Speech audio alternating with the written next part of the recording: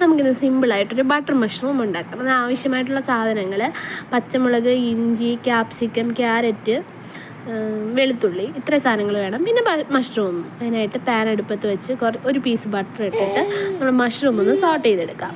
അതിനുശേഷം ആ പാനിലേക്ക് തന്നെ കുറച്ച് ഓയിൽ ഒഴിച്ച് കൊടുത്തിട്ട് നമ്മുടെ ഇഞ്ചിയും പച്ചമുളകും ഇട്ട് നന്നായിട്ടൊന്ന് ഇളക്കി കൊടുക്കാം.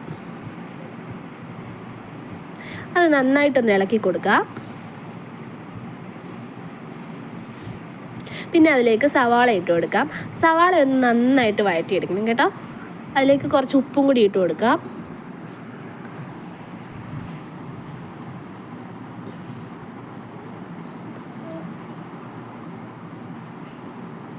സവാള ഒന്ന് വഴണ്ട് വരുമ്പം നമുക്ക് ക്യാപ്സിക്കം, ക്യാരറ്റും ഇട്ട് കൊടുത്ത് നന്നായിട്ടൊന്ന് വഴറ്റി കൊടുക്കാം. അതിലേക്ക് കുറച്ച് മുളക് പൊടി, കുറച്ച് മല്ലിപ്പൊടിയല്ല, കുരുമുളക് പൊടി ഇട്ട് കുറച്ച് ഗരം മസാലപ്പൊടി ഇട്ടിട്ട് നന്നായിട്ടൊന്ന് വഴറ്റി കൊടുക്കാം. എന്നിട്ട് ഇതൊരു ഭാഗത്തേക്ക് മാറ്റി വെച്ചിട്ട് ഒരു പീസ് ബട്ടർ ഇട്ട് കൊടുക്കുക. അതിലേക്ക് നമ്മൾ ചോപ്പ് ചെയ്ത് വെച്ചേക്കുന്ന വെളുത്തുള്ളി ഇട്ട് ഒന്ന് സോട്ട് ചെയ്തെടുക്കാം. അതിലേക്ക് 1 സ്പൂൺ മൈദ ഇട്ട് അത് 1 മിനിറ്റ് ഒന്ന് സോട്ട് ചെയ്ത് കൊടുക്കാം.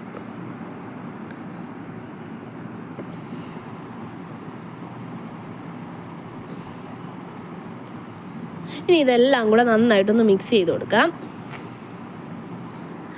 അതിലേക്ക് കുറച്ച് കെച്ചപ്പ് ഒഴിച്ച് കൊടുക്കാം, ടൊമാറ്റോ കെച്ചപ്പ് ഒഴിച്ച് കൊടുക്കാം. അതിലേക്ക് നമുക്ക് 2 കപ്പ് വെള്ളം ഒഴിച്ച് കൊടുക്കാം. അപ്പം നമ്മുടെ ഗ്രേവി ചെറുതായിട്ടൊന്ന് തിക്കായിട്ട് വരും. ആ സമയത്ത് നമുക്ക് മഷ്റൂം ഇട്ട് കൊടുക്കാം. മഷ്റൂമും കൂടി ഇട്ട് നന്നായിട്ടൊന്ന് മിക്സ് ചെയ്തതിന് ശേഷം അടച്ച് വെച്ച് ഒരു 10 മിനിറ്റ് ഒന്ന് വേവിക്കാം. അപ്പോഴത്തേക്കും നല്ല തിളയൊക്കെ വന്ന് നമ്മുടെ ഗ്രേവി ഒരുമാതിരി തിക്കായിട്ട് വരും. ആ സമയത്ത് നമുക്ക് കുറച്ച് മല്ലിയില ചോപ്പ് ചെയ്തിട്ട് കൊടുക്കാം. എന്നിട്ട് നമ്മൾ നന്നായിട്ടൊന്ന് മിക്സ് ചെയ്തിട്ട് നമ്മുടെ ഫ്ലെയിം ഓഫ് ചെയ്യാം. നമ്മുടെ അടിപൊളി മഷ്റൂം ഇവിടെ റെഡി ആയിട്ടുണ്ട്.